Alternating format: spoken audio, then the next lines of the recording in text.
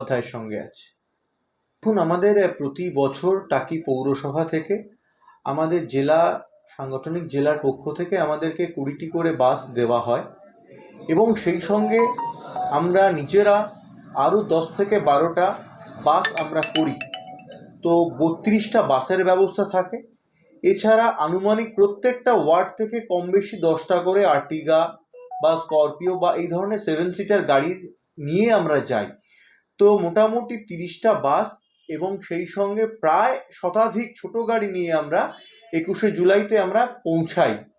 কিন্তু এবছরে আমাদের লক্ষ্যমাত্রা 30টা বাস যেমন থাকছে, যেহেতু বাসের একটু অপ্রতুলতা আছে, সেই সঙ্গে সঙ্গে আমরা ছোট গাড়ির সংখ্যা আমরা যেমন বাড়ানোর চেষ্টা করছি, পাশাপাশি আমাদের সবথেকে সহজলভ্য যোগাযোগ ব্যবস্থা হচ্ছে ট্রেন। আমরা এবার প্রচুর সংখ্যক মানুষকে ট্রেনের মাধ্যমে আমরা শিয়ালদা স্টেশন হয়ে ধর্মতলামুখী করব।